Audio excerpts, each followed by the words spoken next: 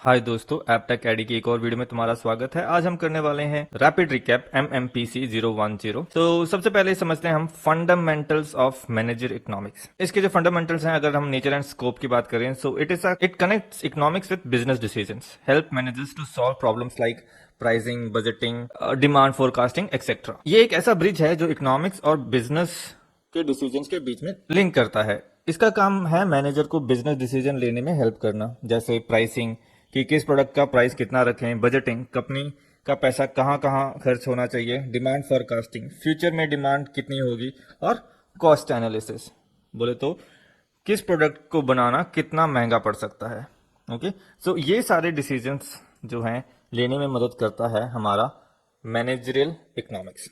ठीक है, अब जो हमारे पास जो तीन मेन प्रॉब्लम होते हैं एक बिजनेस में economics related, right. So three economics problem जो हमारे पास होते हैं वो होता है व्हाट टू प्रोड्यूस, मतलब कितना क्या प्रोड्यूस करें।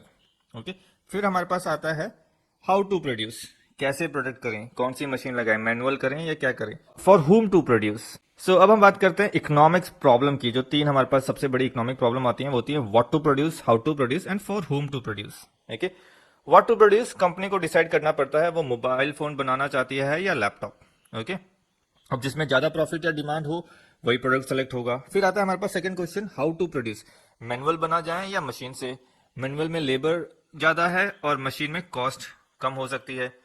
सो मैनेजर को डिसाइड करना है कि कैसे बनाएं। फिर आता है हमारे पास फॉर हुम टू प्रोड्यूस, अब जो प्रोडक्ट हम बना रहे हैं, अगर हम फोन बना रहे हैं तो वो हमारा कस्टमर कौन है, हम ये प्रीमियम कस्टमर्स के लिए बना रहे हैं या मास कस्टमर के लिए बना रहे हैं। अगर टारगेट प्रीमियम लोग होंगे तो क्वालिटी और फीचर्स हाई होंगे, सो प्राइस भी हाई होगा। अगर मास लोगों के लिए बना रहे हैं, बहुत ज्यादा लोगों के लिए बना रहे हैं, अफोर्डेबल बनाना पड़ेगा और फीचर्स भी देने, बेसिक फीचर भी देने पड़ेंगे। सो ये जो तीन बड़े डिसीजंस हैं बिजनेस के लिए, जो बिजनेस का फाउंडेशन होती है। ओके, और ये भी इकोनॉमिक्स में आता है। ओके, फिर हमारे पास आता है ऑब्जेक्टिव ऑफ फर्म, मींस एक कंपनी के क्या क्या ऑब्जेक्टिव होते हैं। एक होता है प्रॉफिट मैक्सिमाइजेशन, फिर होता है वैल्यू मैक्सिमाइजेशन, फिर होता है ग्रोथ और सर्वाइवल। अब प्रॉफिट मैक्सिमाइजेशन में क्या है, ये ट्रेडिशनल एस्पेक्ट है कंपनीज का, जिसमें वो सिर्फ प्रॉफिट बनाने का सोचते हैं। वो अपने प्रोडक्ट या फिर फ्यूचर का नहीं सोचती, वो सोचते भाई कम से कम कॉस्ट लगे और ज्यादा से ज्यादा प्रॉफिट हो।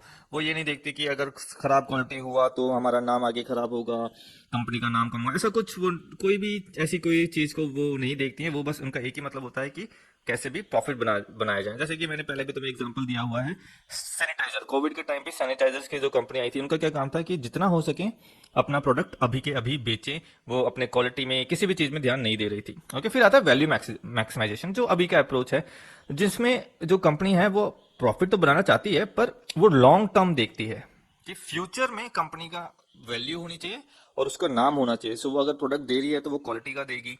ओके, अगर थोड़ा इन्वेस्ट अभी ज्यादा भी करेगी, क्यों, फ्यूचर में जो कंपनी है वो ज्यादा रिटर्न्स दे, इसलिए उसको बोलते हैं वैल्यू मैक्सिमाइजेशन, जिसमें कंपनी कस्टमर बेस बनाना ज्यादा पसंद करती है इसके कि इमीडिएट प्रॉफिट से ज्यादा। ओके, फिर हमारे पास आता है ग्रोथ एंड सर्वाइवल। सो जो कंपनी का एक ऑब्जेक्टिव होता है कि ग्रोथ करें, ज्यादा से ज्यादा अपने बिजनेस को बढ़ाएं और कंपनियां फैक्ट्रियां खोले, और दूसरा होता है सर्वाइवल। ओके, कॉम्पिटिटिव जो हमारा इन्वायरमेंट है आजकल, हर जो बिजनेस है वो कॉम्पिटेटिव है। तुम्हारे पास बहुत सारे लोग हैं जो सेम तुम्हारे जैसे प्रोडक्ट बेच रहे हैं, तो उनका एक एम होता है कि कंपटीशन में बने रहें, सर्वाइव करते रहें, कहीं पीछे ना रह जाए। सो अब बात करते हैं हम डिसीजन मेकिंग टेक्निक्स के बारे में। सो सबसे पहले आता है अपॉर्चुनिटी कॉस्ट। अपॉर्चुनिटी कॉस्ट की जैसे हमने पुराने वीडियो में बात करी, वो होता है कि जब हम जैसे हमारे पास जो रिसोर्सेज हैं वो लिमिटेड है। ओके, सो अगर हम वो रिसोर्स एक जगह पे लगाते हैं तो दूसरी जगह हमारा नुकसान होता है, उसको हम बोलते हैं, जो नुकसान हुआ उसको हम बोलते हैं अपॉर्चुनिटी कॉस्ट, राइट। जैसे कि तुम्हारे पास अगर 100 रुपए थे, तुमने 100 रुपए अपने पढ़ाई पे लगाई, अगर तुम उस 100 रुपए को बैंक में डालते तो तुम्हें 10% इंटरेस्ट मिल सकता था, पर जब तुमने वो 100 रुपए पढ़ाई पे लगाए तो क्या हुआ, वो जो इंटरेस्ट था उसका तुम्हें नुकसान हो गया, तो वो तुम्हारी अपॉर्चुनिटी कॉस्ट हो गई। ओके, और अगर तुमने वो 100 रुपए इन्वेस्ट किए तो जो तुम्हारी पढ़ाई अधूरी रहेगी वो तुम्हारा अपॉर्चुनिटी कॉस्ट हो गया। ओके, फिर हमारे पास आता है इक्वी मार्जिनल प्राइस। ओके, इसका मतलब होता है allocate resource where marginal benefits is equal to marginal cost. उसका मतलब होता है अपने रिसोर्स को वहां लगाओ जहां हर एक्स्ट्रा रुपए का रिटर्न ज्यादा हो। मतलब जहां पे अगर 10 रुपए की जगह हम 11 रुपए डालें तो उससे भी हमें थोड़ा बहुत प्रॉफिट होना चाहिए, वहां ऐसी जगहों पे हमें इन्वेस्ट करना चाहिए। ओके, फिर हमारे पास आता है डिस्काउंटिंग प्राइस। डिस्काउंटिंग प्राइस का मतलब होता है कि 100 रुपए जो आज मिल जाए उसकी ज्यादा वैल्यू है इससे कि 100 रुपए जो हमें फ्यूचर में मिले। फिर हमारे पास आता है रिस्क और अनसर्टेनिटी। रिस्क होता है, रिस्क वो चीज होती है जिसके बारे में हमें पता होता है कि हमें थोड़ा बहुत अनुमान होता है, उसे बोलते हैं रिस्क। जैसे कि अगर हम एक सिक्का उछालते हैं तो हमें पता है कि 50% चांस हेड आने के हैं और 50% चांस टेल आने के हैं। सो वो हमें पता है, नापा हुआ है, उसे बोलते हैं रिस्क। अनसर्टेनिटी होता है कि हमें पता ही नहीं है कि क्या होने वाला है। जैसे तुमने जुए में पैसे लगाए, तुम्हें पता ही नहीं है क्या होने वाला है। ओके, सो वो होता है अनसर्टेनिटी कि तुमने कोई प्लान नहीं किया, कुछ नहीं है तुम्हारे पास, कुछ भी पॉसिबिलिटी हो सकती है, वो होता है अनसर्टेनिटी। अब हम बात करते हैं डिमांड एनालिसिस। डिमांड का मतलब है कंज्यूमर कितनी क्वांटिटी खरीदना चाहता है किसी प्राइस पे। एग्जांपल, अगर गर्मी में आइसक्रीम की डिमांड बढ़ जाती है सेम प्राइस होने पे भी। ओके, अब जो फैक्टर्स हैं जो इफेक्ट करती हैं डिमांड को, वो है प्राइस, कि अगर किसी चीज का प्राइस बढ़ता है तो डिमांड गिर जाती है। फिर आता है इनकम, अगर इनकम बढ़ती है तो कई प्रोडक्ट्स की डिमांड बढ़ जाती है, कई प्रोडक्ट्स की डिमांड कम हो जाती है। टेस्ट, अगर लोगों का टेस्ट चेंज होता है तो भी डिमांड बढ़ या घट सकती है। ओके, अगर जैसे तुम्हें पहले पेप्सी पसंद थी तो उस टाइम पेप्सी की डिमांड ज्यादा होगी, अब तुम्हें पानी पसंद है तो अब पानी की डिमांड ज्यादा होगी। फिर हमारी डिमांड बेस करती है एडवर्टाइजमेंट में, राइट। सो एड्स बनेंगे तो डिमांड बढ़ेगी। सो जो फॉर्मूला है वो क्वांटिटी डिमांडेड का है, function of price, income, taste and advertisement. Elasticity of demand क्या होती है कि किसी भी एक फैक्टर के चेंज होने पे डिमांड पे कितना फर्क पड़ रहा है, डिमांड में फर्क पड़ रहा है या नहीं। अगर किसी चीज के चेंज होने पे डिमांड पे फर्क पड़ता है तो हम उसे बोलते हैं इलास्टिक, अगर डिमांड पे फर्क नहीं पड़ता तो हम उसे बोलते हैं इन इलास्टिक। अब क्या है, सबसे पहले आता है इनकम इलास्टिक। इनकम के बढ़ने से डिमांड कितनी चेंज होती है उसको हम बोलेंगे इनकम इलास्टिक। जैसे लग्जरी गुड होगी, इनकम बढ़ेगा तो उनकी डिमांड बढ़ेगी, और अगर नॉर्मल गुड है तो इनकम बढ़ेगा तो उनकी डिमांड कम होगी, राइट। जैसे अगर तुम्हारी पैसे बढ़े तो तुम बिजनेस क्लास में जाना पसंद करोगे तो बिजनेस क्लास की डिमांड बढ़ी, पर जो तुम्हारी इकोनॉमिक क्लास है उसमें तुम नहीं जाओगे तो उसकी डिमांड कम होगी। ओके, फिर हमारे पास आता है क्रॉस इलास्टिसिटी। उसमें होता है एक प्रोडक्ट के प्राइस बढ़ने से दूसरों के डिमांड पे चेंज फर्क पड़ता है। जैसे कि चाय महंगी हो गई तो कॉफी की डिमांड बढ़ जाएगी। फिर हमारे पास आता है पॉइंट वर्सेस आर्क इलास्टिसिटी। उसमें क्या होता है कि ये कॉन्सेप्ट मैनेजर को प्राइसिंग और कस्टमर बिहेवियर समझने में मदद करता है। अब हम बात करते हैं डिमांड फॉरकास्टिंग। फॉरकास्टिंग तुम्हें पता है क्या होता है, फ्यूचर के बारे में जब हम बात करते हैं कि हम डिमांड का फ्यूचर कैसे प्रेडिक्ट कर सकते हैं। सो एक होता है एक्सपर्ट ओपिनियन। उसमें क्या, हम उस इंडस्ट्री में जो भी एक्सपर्ट होता है उससे पूछ लेते हैं कि भाई क्या हिसाब है, आगे वाले फ्यूचर में इस चीज की डिमांड बढ़ेगी या नहीं। फिर आता है सर्वे मेथड। हम डायरेक्टली कस्टमर से ही पूछ लेते हैं कि भाई आगे वाले समय में तुम ये सामान लोगे या नहीं। ओके, फिर आता है हमारे पास regression analysis, predict demand using data. If ad spend increase will sale rise. So हम क्या देखते हैं कि अगर हम ऐड पे पैसे लगाएं तो हमारा सेल इंक्रीज होगा या नहीं। अब हम बात करते हैं प्रोडक्शन फंक्शन की। ये बताता है कि कितना इनपुट देने पर कितना आउटपुट निकलेगा। अब इसमें क्या वन वेरिएबल इनपुट होता है जहां पे जो है कैपिटल फिक्स है, सिर्फ लेबर चेंज होता है। ओके, और फिर हमारे पास आता है टू वेरिएबल जिसमें दोनों लेबर और जो हमारे पास जो फिक्स चीजें हैं वो भी चेंज होती हैं। ओके, कैपिटल भी चेंज होता है। जैसे जो वन वेरिएबल होता है वो शॉर्ट टर्म में यूज होता है, जैसे कि तुम्हारे पास जो तुम्हारी फैक्ट्री है वो सेम रहेगी, मशीन सेम रहेंगे, बस लोग तुम बढ़ा दोगे। ओके, वन वेरिएबल है जो चेंज हो रहा है, जो तुम्हारा जो लैंड है और तुम्हारी मशीन है वो फिक्स्ड है। ओके, टू वेरिएबल में क्या है कि ज्यादा चीजें चेंज हो सकती हैं। जैसे लॉन्ग टर्म में क्या है कि तुम हो सकता है ज्यादा जमीन खरीद लो या मशीन भी खरीद लो या लोग भी बढ़ा लो, राइट। सो उसको बोलते हैं टू वेरिएबल। ओके, अब शॉर्ट रन क्या होता है, एटलीस्ट जो शॉर्ट रन में है जो एटलीस्ट वन वेरिएबल जो है वो फिक्स रहेगा। कोई एक चीज ऐसी होगी जो फिक्स रहेगी, जो तुम बदल नहीं सकते शॉर्ट टाइम में, राइट। कि अगर जैसे अगर तुम्हारी डिमांड बढ़ेगी तो तुम अगर शॉर्ट पीरियड में तुम एक और दुकान नहीं खोलोगे, पर लॉन्ग रन में हो सकता है कि तुम एक और दुकान खोल लो। अब बात करते हैं हम cost concept and cost analysis की। सबसे पहले आता है accounting versus economic cost. Accounting cost होता है जो एक्चुअल स्पेंड हुआ, राइट, जिसके हमारे पास बिल हैं या फिर जो पैसा हमने सच में दिया, रेंट है, जिसकी रिसिप्ट है, जो एक्चुअल में हमने पेमेंट करी। ओके, वो होता है अकाउंटिंग। ओके, ये सब हो चुका होता है।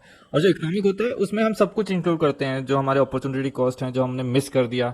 ओके, फ्यूचर में जो हमारे गेन हो सकते हैं वो सब इकोनॉमिक कॉस्ट में आता है। ओके, जो अकाउंटिंग कॉस्ट होता है वो पेपर में सारा डिटेल में होता है, सबकी रिसिप्ट होती है, पर इकोनॉमिक कॉस्ट है वो उसमें वो सब कुछ पेपर में नहीं आ सकता। ओके, रिकॉर्ड्स में नहीं आ सकता। फिर होता है एक्सप्लिसिट कॉस्ट और इम्प्लिसिट कॉस्ट। एक्सप्लिसिट कॉस्ट होता है जो डायरेक्ट पेमेंट है, जैसे तुम्हारे रेंट होगी, सैलरी होगी। इम्प्लिसिट कॉस्ट है जो ऑनर के एफर्ट और टाइम हो गया। ओके, जो इनडायरेक्ट है, जो अगर जैसे तुम्हारा खुद का बिजनेस है, तुमने जो उस पर एफर्ट्स लगाए जिसकी तुम्हें सैलरी मिल सकती थी, जो नहीं मिली या तुमने नहीं ली, वो होता है इम्प्लिसिट, जो दिखी नहीं लोगों को। एक्सप्लिसिट होता है जो दिख रहा है, जो डायरेक्ट तुम्हारी पेपर पे है। ओके, फिर होता है short run cost. Short run cost में जो तुम्हारे फिक्स चीजें होती है, कुछ फिक्स्ड होती हैं, कुछ वेरिएबल्स होती हैं। जैसे फिक्स्ड होगी तुम्हारा rent, electricity variable. Long run में होता है ऑल कॉस्ट आर वेरिएबल्स, हर चीज जो है वो वेरिएबल होती है। ओके, जो रेंट है वो बढ़ सकता है लॉन्ग टर्म में, इलेक्ट्रिसिटी भी जो है तुम्हारा कॉस्ट महंगा हो सकता है, राइट। सो दूसरा आता है ब्रेक इवन पॉइंट। सो अब ये बहुत इंपॉर्टेंट चीज है, मैं तुम्हें शॉर्ट में समझा रहा हूँ, एक बार जस्ट गूगल कर लेना, एक उसकी एक डायग्राम होती है वो जरूर देख लेना।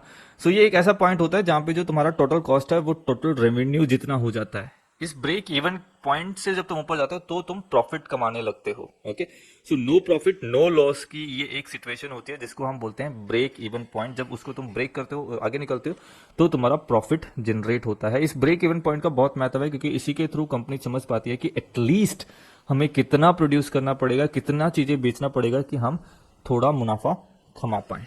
उसके बाद हमारे पास आता है मार्केट स्ट्रक्चर, हमारे पास किस किस तरीके के मार्केट हैं। तो सबसे पहले हम बात करते हैं परफेक्ट कंपटीशन मार्केट। यहाँ पे बहुत सारे सेलर्स होते हैं जो सेम प्रोडक्ट्स बेचते हैं, जैसे farmer selling wheat, no price control, market decides the price. फिर आता है हमारे पास मोनोपोली, सिर्फ एक seller, full control on the price. Example Indian railway, consumer के पास कोई और ऑल्टरनेटिव नहीं है। इंडियन रेलवे जो है एक ही है जो रेलवे सिस्टम प्रोवाइड कर रहा है, तो जो उन्होंने बोला वो फाइनल होता है, उसमें हमारा ज्यादा कोई रोल नहीं होता, उसको बोलते हैं हम मोनोपोली।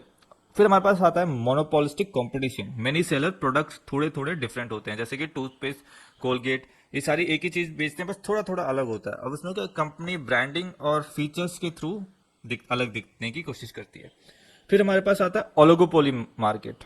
ओलिगोपोली मार्केट होता है ये कुछ ही लार्ज फर्म पूरे मार्केट को कवर करती है, जैसे जियो, एयरटेल, वीआई। इनके डिसीजन एक दूसरे के पे डिपेंड होते हैं। अगर एक कंपनी प्राइस कम करती है तो दूसरों को भी करना पड़ता है। एंट्री बैरियर्स की, एंट्री बैरियर्स मीन्स जो अगर एक नई कंपनी एंटर करना चाहती है तो उनके पास क्या क्या बैरियर होते हैं, क्या क्या रुकावटें होती हैं, इसके ऊपर भी एक डिटेल वीडियो है, तुम देख सकते हो चैनल पे। फाइनेंशियल बैरियर, ओके, जैसे कि ह्यूज इन्वेस्टमेंट रिक्वायर होता है अगर हम बड़ी कंपनियां खोलना चाहते हैं, ऑटोमोबाइल मैन्युफैक्चरिंग या फिर फोन मैन्युफैक्चरिंग, तो हमें बहुत ज्यादा इन्वेस्टमेंट की जरूरत पड़ती है। तो सबसे पहले तो फाइनेंशियल। फिर हमारे पास आता है लीगल बैरियर्स का मतलब होता है जो पेटेंट और लाइसेंस को जो बनाने में हमारा खर्चा आता है या टाइम लगता है, उसको हम बोलते हैं लीगल बैरियर्स, राइट। जैसे फार्मा इंडस्ट्री खोलनी है या नया बिजनेस खोलना है फार्मेसी में या दवाई से लेके कुछ, तो तुम्हें लाइसेंस वगैरह की जरूरत पड़ेगी, राइट। सो उसको बोलते हैं लीगल बैरियर।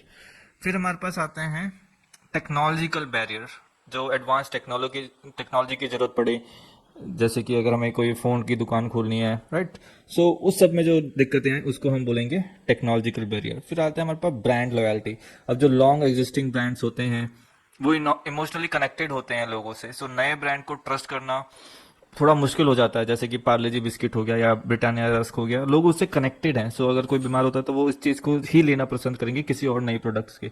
सो तुम्हें उसमें अपने आप को लाने में और ट्रस्ट बनाने में थोड़ा टाइम लगेगा। सो ये सब प्रॉब्लम्स आते हैं जब तुम एक नई कंपनी खोलने की कोशिश करते हो। सो अगर वीडियो अच्छी लगी तो लाइक, कमेंट और सब्सक्राइब जरूर करें। मैंने इसमें ऑलमोस्ट सारे इंपॉर्टेंट टॉपिक्स कवर कर दिए हैं। एक बार बुक्स में जो डायग्राम है डिमांड वगैरह के वो जरूर देख लें, इससे तुम्हें बहुत हेल्प मिलेगी। सो बाकी नोट्स मैं टेलीग्राम ग्रुप में ऐड कर दूंगा, अगर कुछ डाउट हो तो ग्रुप्स में पूछ सकते हो। Thank you so much for watching this video.